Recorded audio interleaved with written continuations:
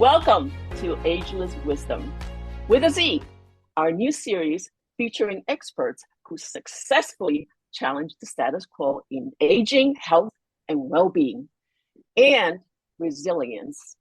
I'm Pearl Peng, co-host joining in from Port Charlotte, Florida. And I'm Pat Albuquerque, joining from Fort Worth, Texas. In honor of Mental Health Awareness Month, just what May is all about, we wanted to bring together a conversation that truly matters. Today, we're talking with Darien Santana about mental health and how patterns formed early in life can impact a person's future if they are not addressed. And we will discuss the across adult age groups because what shows up in young adulthood does not stay there. It can show up later as anxiety, stress, loneliness, disconnection, burnout, and a loss of vitality. Darien Santana, our special guest today, is a bilingual licensed mental health counselor, entrepreneur, and founder of Imperfectly Tuned Counseling, a private practice focused on helping individuals build emotional resilience and live intentional, values-driven lives. Darien, where are you? There you are. Hello. Hi, Darien. Darien holds a master's degree in clinical mental health counseling with a specialization in music therapy from Lesley University and a bachelor's degree in psychology from Andrews University. Her experience includes community mental health, day treatment, assisted living, and residential care. Darien specializes in DBT and combines evidence-based practices with holistic and faith-based modalities to help clients regulate emotions, navigate relationships, and develop lasting coping strategies. She's also an adjunct professor at Merrimack College, a mental health first aid instructor, and a Birkman Method Certified Professional. Driven by her faith and commitment to accessible, culturally responsive care, Darien brings authenticity and compassion to her clinical work, teaching, and speaking engagements. Darien is based in Methuen, Massachusetts. Welcome, Darien, to Ageless Wizdom. We are so glad you're here. Thank you. Thank you. It's an honor to be here with you both. And I'm so glad to also be here on Mental Health Awareness Month. Well, Darien, welcome. Pearl and I are excited, as you just said, to have you. And before we get started with some deep, interesting questions, my first question to you is, Darien, how do you define your body of work? Ooh, such a good question. One thing that folks will see if you ever look up my website, right, or look me up on Psychology Today, which is a pretty popular platform to find a therapist, is there's a word that I use. It's called integrative. And that is the word I think would summarize my body of work. It's integrative. I constantly am pulling from different therapies, theories, to really just present a space and an opportunity to folks to really get the tools that they need to build an overall quality of life. So whether if it's through individual counseling that I do that, through group work, that's my favorite. I love groups. Or whether it's through being a Birkman certified coach, right? That's a different way of understanding how do I tick and what ticks me off, right? Or even if it's just doing a public service training of mental health first aid. It's integrative. It's just integrative work. I have such an interest in so many different things. And yeah, I think that that's the word to summarize my body of work. Oh boy, do we love integrative. Pat and I have been system integrators, right? Working for IBM, that's just systems, but how is that different from integrating human beings? Yeah, exactly. Pat? So I love that you have that. It's almost really taking into a lot of considerations, the modalities that could be helpful for different individuals at different time in their lives. Mm-hmm. So there's so many questions I want to ask you. But the one thing that kind of came up is about the three top concerns that keep coming up in your work.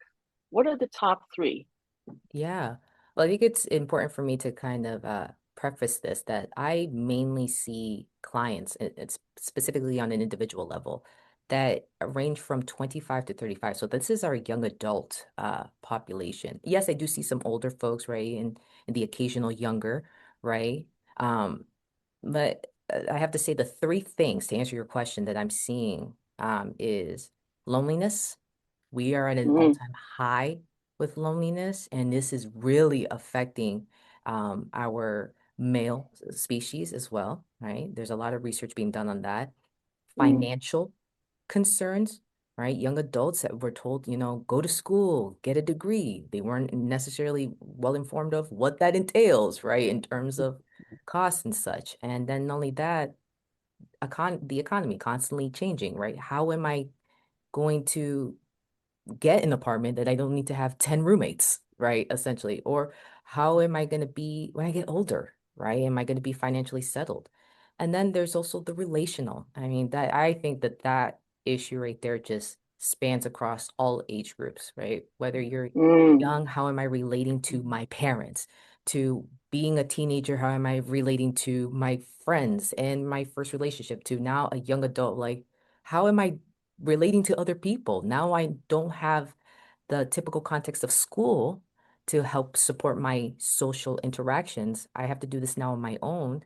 And then, of course, as we know, as we get older, right, you move, right? Your kids get older and such. So my relationships, how am I doing with my relationships? How am I maintaining them? Do I actually need to say goodbye to some relationships? mm. Those are really the top three things there. Wow. So, so with that, Hmm. it's the top one, loneliness. How Yes. surprising. So how surprising, right? Loneliness, finance, relational. Yeah. And like you said, it's really obvious in many age groups. Perhaps different flavors, different specifics, and so on. So if not addressed, what are they gonna show up if they're not named, not addressed, not talked about? What's your experience that they will show up later in life? Oh, well, with the loneliness, this instant not instantly, but easily, I should say, can turn into anxious behavior and depressive behavior, right? When not addressed. For some folks, it's just this mindset of like, I'm just always going to be alone, right? And feel the weight Mm, of that and the sadness over that, right? mm, For the financial, that's causes an immense amount of anxiety for mm, folks. I'm living paycheck to paycheck. How am I supposed to uh supposedly pay off my student loan debt and buy the house, right? To eventually have the 2.5 kids. That's something I used to hear when I was a little younger, right? So there's that excessive anxiety. So that's what's appearing, right? And it continues to fester, I should say, right, as the years go by.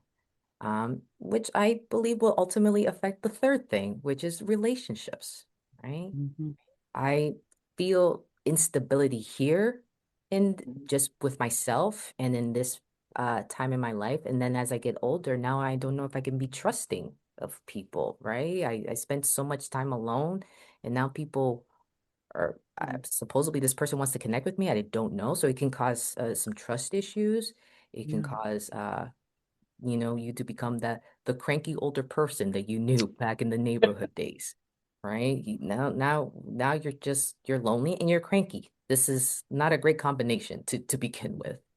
So, and then with relationships, it's you may naturally just want to keep yourself distant from people, just to repeat kind of my first point there, just to mm. rephrase it that way. Just have that inclination of let me keep my guard up because I don't know if I can fully trust this.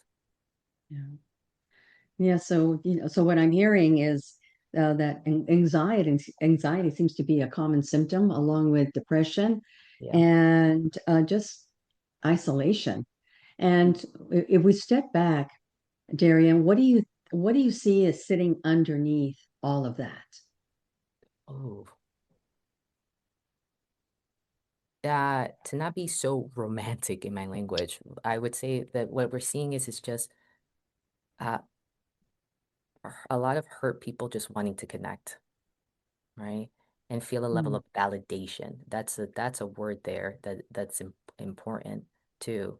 Um, they're just folks that just want to just want to connect. Every human wants to feel like they're part of something.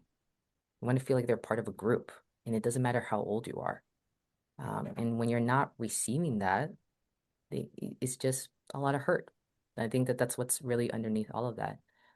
So, It's and in the clients that Pearl and I work with, which are typically over 45, hmm. and most of the most of the women that we work with at these at that age are already managers, right? Yeah. And here we are with a group who really wants to belong. They're going to work and they have a sense of pain or hurt Hmm. within them, and just the desire to connect and feel validated.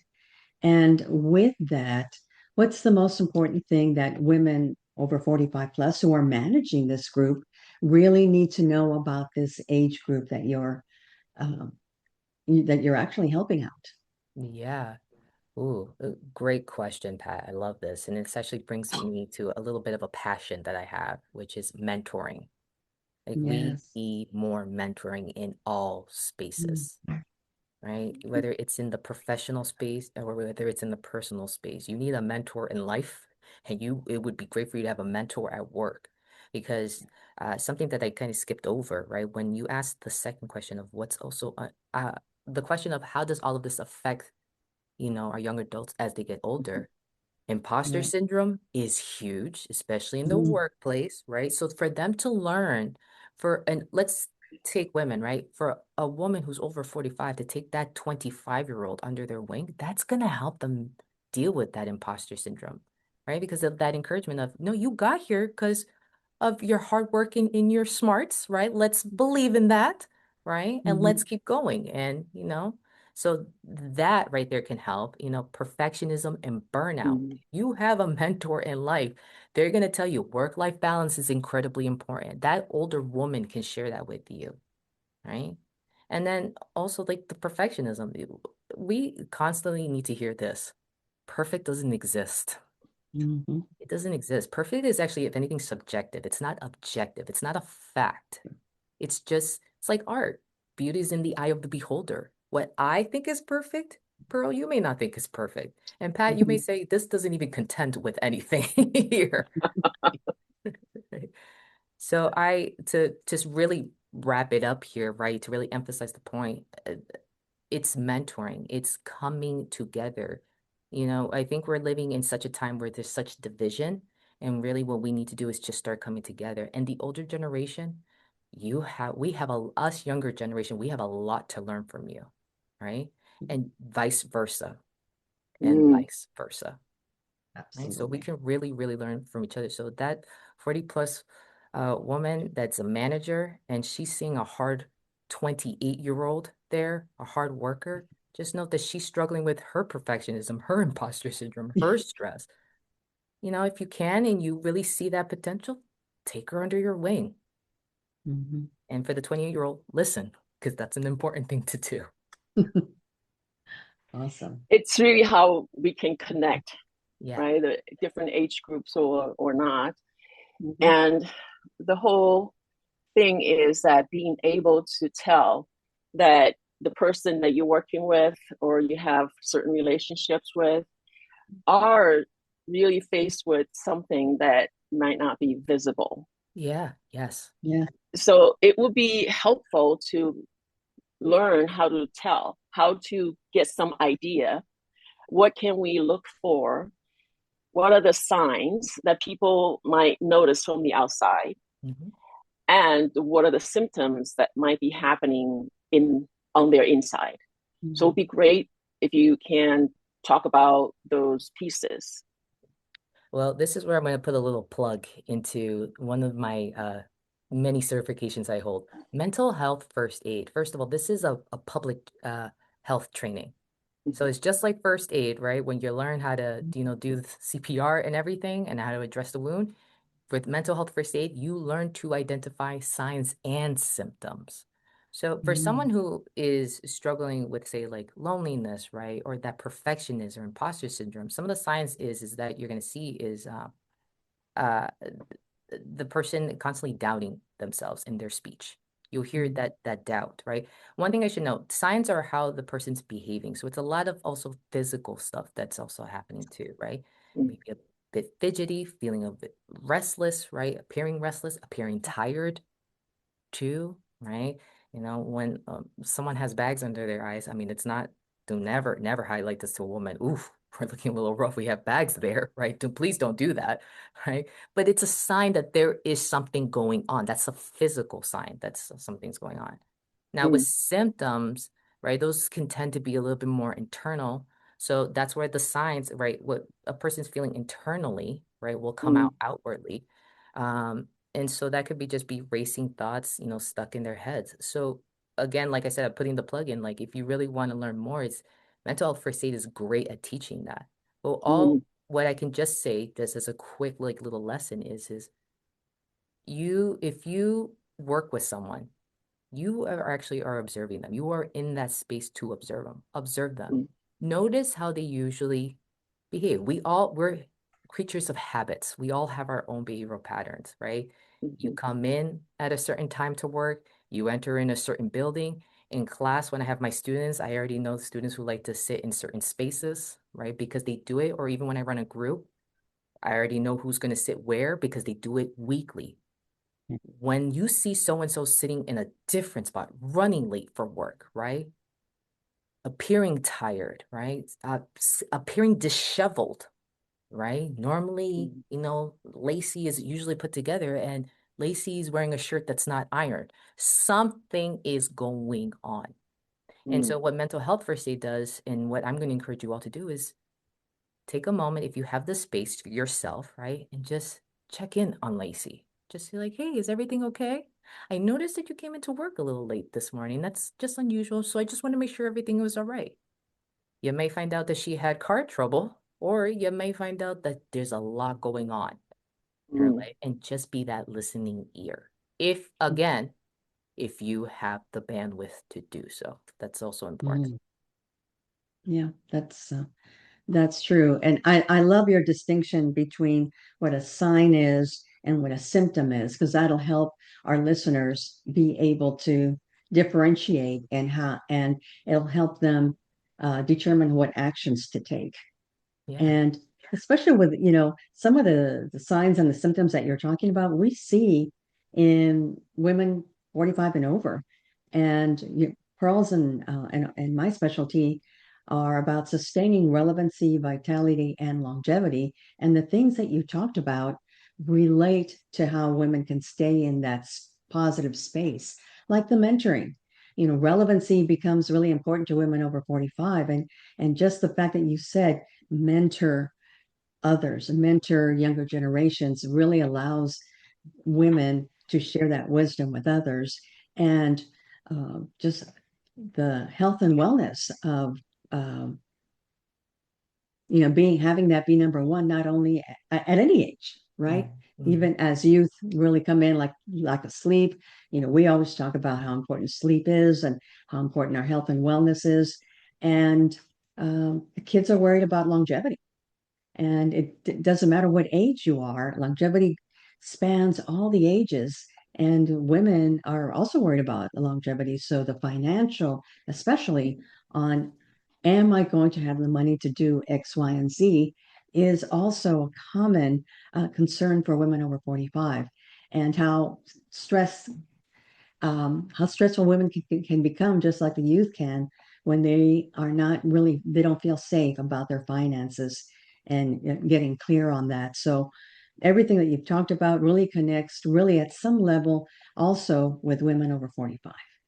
I also want to call out the reverse mentorship that we talk about a lot. We So do. it's not necessarily older women mentoring younger women. It's not about age, it's about knowledge, right? It's about experiences. So younger generation typically have more advanced technologies, for example, and perhaps other solutions that are newer in the marketplace that aren't so familiar by the older women. So there are all these type of truly connection and sharing the knowledge and experiences, not necessarily based on age, also geography. You know, you're bilingual and Pat's bilingual, I'm bilingual. So we know that there are different geographies, different customs, and different preferences. And of course, come with the preferences, you have biases, right? You might have stereotypical views on things. And it's all good as long as we are very open talking about it and we're not pinning on you always do this, right? So it's not the you, it's more of the expression of our own experiences. So how to communicate better so we can connect better versus, right, we continuously hold on to whatever the biases or the stereotypes without even voicing or discussing it. So that's super important to get that connection, and so that we can empower with each other, not trying to power over, right? Yeah, absolutely. And if I can add to that too, there was this article that I will never forget. I read about a young person moved in to a residential area thinking that they were getting a nice cheap apartment, and they learned quickly that it was like a residential area for like more like assisted living type uh area, right? And so they're living in this community with folks that are significantly older than them. And they found that they loved it. And they loved it. They loved it because, you know, when Joanne makes her shepherd's pie, I get invited to come on over. Because guess what's being targeted now? The loneliness that both of them are feeling is being targeted. And then not I only love that, it. Joanne gladly makes shepherd's pie while I help her understand her latest iPhone. I'm a tech person. I'm there to assist. I'm there to give them like even when they talk to me in this article, they were saying like even when they talk to me about their grandkids like decisions, I'm not understanding, you know? Being a young person there, I'm able to expand on that. But now there's like it's beautiful. It's community, right? Even Beautiful. more and which I think I also read in the article that the residents there were like, we want more young people to come and move into this area. This is great. And also, if I can, very briefly, I just can't help myself being the therapist that I am, right? One thing I also want to give away about when I was giving the difference between signs and symptoms, right? These are just typical, right? There's always exceptions to everything, right? Of like internal, external. Now, also note symptoms, right? When a doctor is trying to diagnose you with what's going on, they're always gonna ask you, what are your symptoms? How long have you been having this cough for, right? How long have you been not sleeping, right? Symptoms give away to a much greater situation, much greater problem. And it's important, especially as mental health professionals, for us to always ask our clients in the last 6 months, in this list of symptoms, which ones will you check off? Because it helps us to be able to say, sounds like a lot of anxiety here. So therefore, it can lead to a diagnosis of a disorder. That was just my little caveat. I couldn't help myself. So I just wanted to clarify that. I love it. Great clarification. Yeah.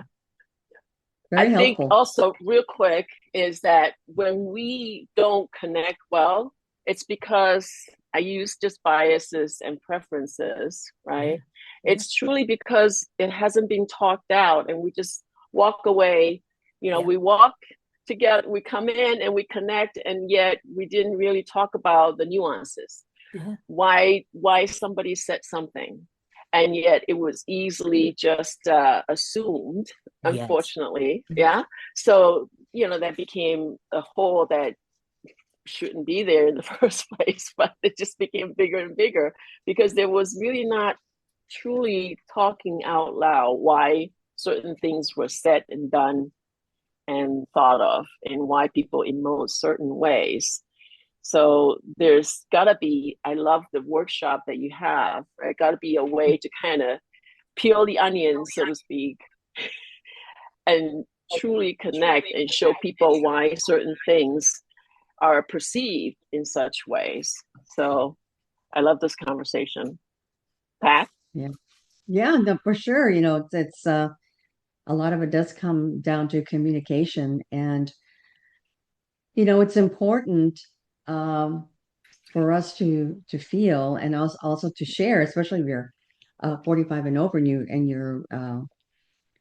you have this generation, is to be able to say there is help that's available.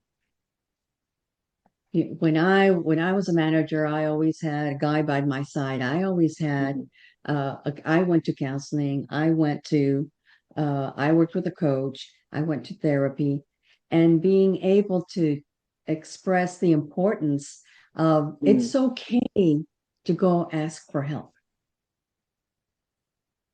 Yes. It's okay. So how does that fit in your world now with the generation that you're working with? Yeah. Asking for that help. Yes. Oh, so the fortunate uh thing that I would say that the generation I'm working with, right, these young adults have is that mental health is being discussed more now in Hmm. society. It's been That's accepted true. more as a conversation. The pandemic came with a lot of issues, but one thing that I can say was a takeaway and leans on the positive side of a takeaway from the pandemic was that we had to talk about mental health. We have to talk about these issues. And it was encouraged worldwide, seek the help, seek the help. And so now with young adults, they're like, I have my job and I have my therapist. I see so many memes and so much content out there in social media because it's a norm now. Just like how they could have a PCP, it's now becoming the norm to have a therapist. And at the same Mhm. time, you still, though, have young adults that struggle with that to ask for help, even though it's been accepted, even though it's becoming a norm. A lot of us, the way we were raised, right? It Yeah. was you can't show weakness. Mm, And asking for Yeah. help is showing weakness. And I believe the older generation could totally be like, yes, absolutely. Absolutely. Yes. And I understand, right? For a different generation, it was about we gotta survive.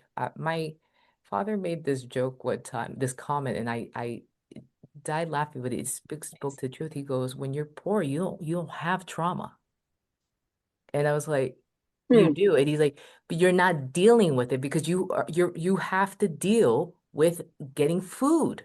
You have to deal mm, with these issues. So when you're constantly in survival mode, and a lot of our young adults can be in survival mode, asking for help is at the bottom of the list there. mm, And mm, That's so true. That's therefore, when we cultivate a society and a culture where we're observing each other, not because we're trying to tear someone down, compare or critique them, but because we have a genuine care for them. When that mm-hmm, woman who's 45 plus is seeing that 28-year-old and is noticing a shift in her behavior, now you just made it easier for them to go get the help that they need because mm, you're acknowledging it. You're acknowledging for them, hey, something's up. Have you thought about seeing someone? It's okay. It's not a weakness. If anything, it's a sign of strength. yeah. Wow. Yeah. I think the society getting so fractured, Yes. unfortunately, Yes. especially when COVID happened, it shows up and we realize how much less connected we are with our own family compared to our previous generation when we typically live with bigger community, right, with our own families nearby. Now they're all scattered or dissipated different places. It's really hard.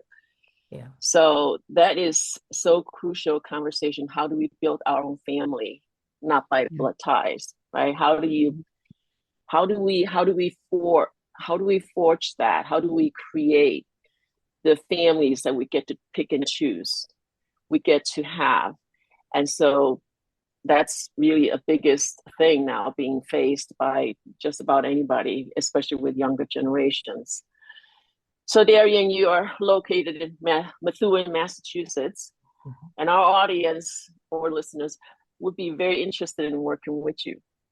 And so what's the best way to get in touch with you? Well, the best way to get in touch with me is my website, right? There you'll see all of the various ways to kind of contact me, through phone or through email. So the website is imperfectlytuned.com. Is of course named after the practice, right? Imperfectlytuned.com. And I'm sure that there will be a link, in some place. So just click on that link, and that is literally the best way to connect with me. Now, granted, as a licensed mental health counselor located in Massachusetts, my license does, in many ways restrict me on who I'm going to work with, right? And remember that my work is integrative. So I'm not just doing just therapy, right? I do coaching services as well. So that incorporates a bigger group. Mental health first aid, like I said, that's a public health training. So there's no limitations on any of that. That's wonderful to hear. And for sure, Darien's website, imperfectlytuned.com, will be listed in our description of this video. So this is such a wonderful and timely discussion in honor of Mental Health Month in May. And we really appreciate you joining us. Thank you so much. No, thank you. Thank you for having me. To your audience, I just want to say, remember that you are not alone. So please do not suffer alone. That's something that I always like to tell folks. Let's not suffer alone. So, yeah, I totally agree with that. You shared so many nuggets with us, and then really enlightened everyone. Certainly Pearl and I, and our audience of 45, and hopefully they're walking away with nuggets on how to better work with young adults and see the signs and be able to respond and react to their employees on how to best guide them. And I certainly love the mental first aid kit. I'm going to have to look into that, because that's pretty helpful to know that and have that skill set, because you never know when that can even come in handy. So thank you for sharing your wisdom with us. I really appreciate that. Thank you. Thank you for having me. It truly has been an honor.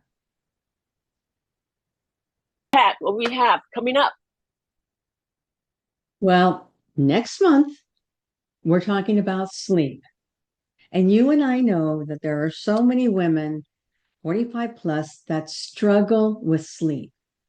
And so we're bringing in an expert to talk to us about what is the process of helping us get to sleep and stay asleep, and what are the consequences of not getting a good night's sleep. And so I'm certainly looking forward to that conversation, and that will be in June. So stay tuned for our next episode. We appreciate you. All right. We'll see you in June's episode. Take care. Until then.